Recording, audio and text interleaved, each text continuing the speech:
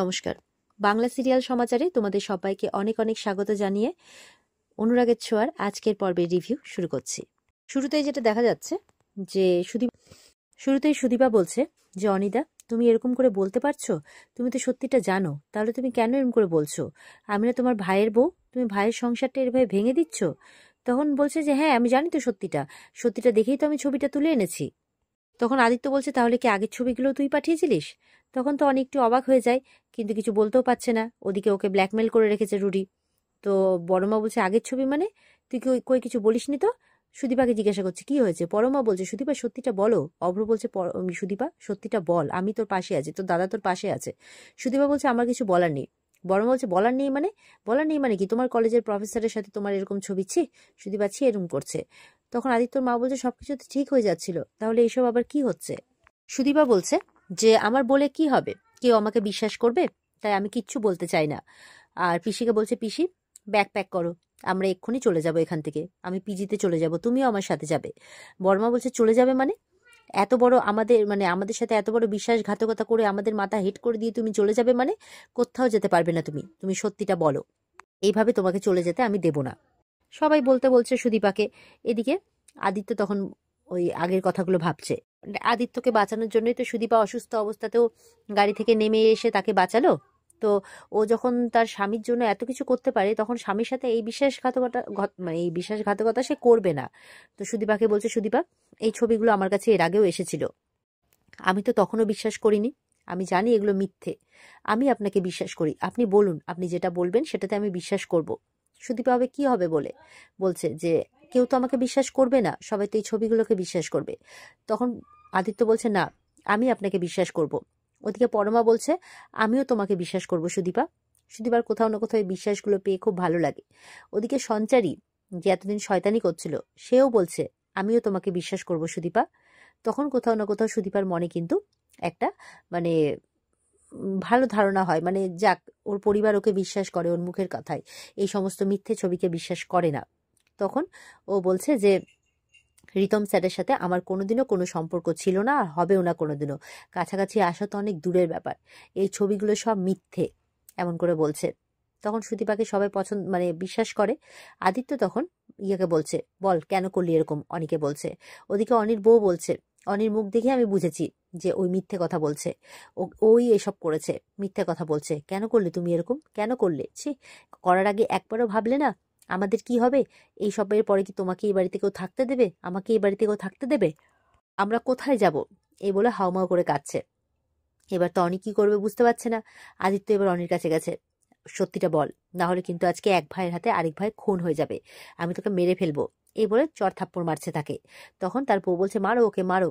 বড় মাকে গিয়ে বলছে, ওকে মারো, ধরো, যা খুশি তাই করো, কিন্তু আমাদের এই বাড়ির থেকে বের করে দিও না। সুদীপারা বাধা দিতে গেলে বড় মা বলছে, ওকে একদম বাধা দেবে না, ওকে মারতে দাও।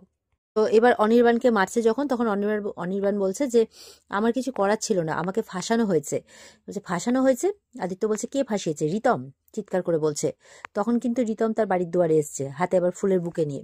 বলছে, কি ব্যাপার, আমাকে নিয়ে কথা হচ্ছে? তখন বলছে, দরজাটা খোলা ছিল তাই কলিং বেল বাজায়নি। বলছে, কি ব্যাপার, আমাকে নিয়ে কথা হচ্ছে? তারপর দেখছে সবাই চুপ করে আছে। রিতম বলছে, আমি মনে হয় খুব ভুল সময় এসে গেছি। এই বলে যখন যাচ্ছে, আদিত্য বলছে, না না, আপনি খুব ভালো সময় এসছেন, বরঞ্চ আজকে আপনি খুবই ভালো সময় এসছেন, একবারে দরকারি সময় এসছেন। হ্যাঁ, আপনাকে নিয়ে কথা হচ্ছিল। সেদিন আপনাকে বাড়ি বয়ে গেছিলাম না মারতে, আর আজকে আপনি নিজে বাড়ি বয়ে এসছেন মার খেতে। বলছে, কি বলছেন কিছু বুঝতে পারছি না। সুদীপা বলছে, ছি স্যার, ছি, লজ্জা করছে না? আপনি আমার টিচার, আমি আপনার স্টুডেন্ট, আমি কোনোদিনও আপনাকে সেরকম কোনো কিছু বলেছি? আমি আপনাকে বলেছি না যে আমি আমার স্বামীকে ভালোবাসি, আর আমার স্বামীর জন্য আমি পরিবার পেয়েছি? বলেছিলাম না বলিনি? চিৎকার করে বলছে সুদীপা। বলছে, এরকম করে বলছে। তখন বলছে যে আমি কি করতাম, আমি একজনকে ভালোবেসেছি। তখন সুদীপা বলছে, আপনি যাকে ভালোবেসেছেন সে আপনাকে কি কোনো মানে কি বলবো, কোনো দিয়েছিল, মানে কোনো কিছু বলে আশ্বস্ত করেছিল? সে তো নিজে এক বিবাহিত, তবু আপনি এরকমটা করলেন কিভাবে? তার বাড়ির লোকও বলছে। চুপ করে আছে রিতম। বলছে, কাউকে ভালোবাসা কি অপরাধ? বলছে, কি ভালোবাসা? তখন বলছে যে আপনার আপনি এতটা নিচে নামলেন কি করে? আমি বিবাহিত এটা জানা সত্ত্বেও, আর আমি আমার স্বামীকে ভালোবাসি এটা জানা সত্ত্বেও। তখন বলছে, আমি স্পষ্ট কথা বলেছি, তাতে আমার দোষটা কোথায়? তখন পরমা বলছে, আপনি যে ফিলিংস অনুভূতির কথা বলছেন না, সেসব কি আপনার মধ্যে আদৌ আছে? যদি থাকতো তাহলে এইভাবে একটা মেয়ের ছবিকে আপনি জনে জনে পাঠাতে পারতেন না, তাকে বদনাম করতে পারতেন না। তো রিতম একটু অবাক হয়। তারপরে বলছে যে আমি কি করেছি, কেন করেছি, সবটাই আমি জেনে বুঝে করেছি। সবাই তো রিতমের কথা শুনে আরো অবাক হচ্ছে। পরমা বলছে আপনার মনে আছে তো আপনি একজন ডক্টর, মানুষকে সেবা করা, শুশ্রূষা করা, তাদের ভালো করে তোলা, এরকম কাজ আপনারা করেন। এখানে আপনি প্রত্যেকটা মানুষের মন বিষিয়ে দিয়েছেন, আপনার লজ্জা করছেন না? আপনি এখানে এসে বড় বড় কথা বলছেন। পরমা বলছে কেমন মানুষ আপনি? তখন বলছে, রিতম বলছে আমি একজন মানুষ, আমি কোনো গিরগিটি নই যে নকল ছবি বানিয়ে পাঠাবো। সবাই তো শুনে অবাক। রিতম বলছে যে আমি একজন ভদ্র পরিবারের ছেলে, এডুকেটেড, আমি কোনো ছবি মর্ফ করে পাঠাইনি। পরমা বলছে আর এসব কথা আমাদেরকে বিশ্বাস করতে হবে, তাই তো? তো রিতম তো খুব জোর দিয়ে বলছে যে হ্যাঁ, আমি কোনো ছবি মর্ফ করিনি। যদি আমাকে মনে হয় আপনাদের জেলে দিয়ে দেবেন, জেলে দিয়ে দিন, আমি তাও প্রমাণ করে দেবো এই ছবিগুলো হয়তো সত্যি, মানে আমি মর্ফ করিনি। তো অনি বলছে উনি ঠিক কথাই বলছেন, উনি এসব করেননি। তখন আদিত্য বলছে তার মানে তুই যখন এই কথাটা বললি তার মানে তুই জানিস যে কে করেছে, বল কে করেছে বল। অনি কিন্তু কিছু বলছে না। পরমা বলছে অনি তুমি বলো, তুমি বলবে। তার বউ বলছে বলো অনি বলো, চিৎকার করে বলছে, বলছি কি বলছি। তখন অনি কিন্তু সবটা ঘটনা বলছে, কিভাবে তাকে পেপারে সিগনেচার করিয়ে নেয় আর বলে যে জাল ওষুধের কারবার তুমি করেছো, মানে জাল ওষুধের কারবারে ওকে ফাঁসিয়ে দেয়।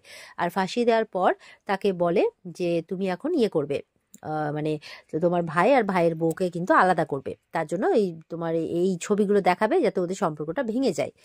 তো এইসব শুনে বাড়িতে অবাক হয়। এবার নামটা জিজ্ঞাসা করছে, বলো নাম কি? তখন নাম বলছে কৃষ্ণ রায়। কৃষ্ণ রায় নামটা শুনে তো সবাই বাড়িতে অবাক হয়ে যায়। আদিত্য বলছে তাহলে আমি ঠিক দিকে এগোচ্ছিলাম, আমি ঠিকই আজ করেছিলাম, এই লোকটা মোটেও সুবিধের নয়। এবার পরমারা বলছে তাহলে এই লোকটা সুদিবার পেছনে পড়েছে কেন? সেদিন আমিও যখন প্রপার্টিটা বিক্রি করতে গেছিলাম তখন উনি প্রপার্টিটা কেনেননি, বলছেন টাকা নেই ওনার কাছে, কিন্তু সেদিন সকালে উনি কেনার জন্য মরিয়া হয়ে উঠেছিলেন। তখনই বুঝেছিলাম যে সুদীপার সাথে কিছু তো শত্রুতা আছে। রিতম বলছে হ্যাঁ, আমারও সন্দেহ হয়েছিল, কারণ সুদীপার সাথে আমাকে এক করার জন্য উনি উঠে পড়ে লেগেছিলেন। ওনার এতই বা কিসের ইন্টারেস্ট ছিল, আর কিসের বা কি ছিল? অব্র বলছে আপনি কিছু বুঝতে পারেননি? বলে না, কিছু বুঝতে পারিনি, আসলে উনি একটু বেশি ফ্রেন্ডলি কিনা, সেই কারণে অত আমি বুঝে উঠতে পারিনি। তখন পরমা বলছে আমি বোধহয় কিছু আজ করতে পারছি। তখন সুদীপা বলছে কি বলো? বলে তোমার সাথে এই নিয়ে আমার অনেক কথা আছে, আমি বলবো তোমাকে, সবটাই পরে বলবো। তখন বড়মা বলছে আজকে আমাদের বাড়ির বউ অনেক মানে অসম্মানের হাত থেকে রক্ষা পেয়েছে, মানে অনেক বড় বিপদ কেটেছে তার।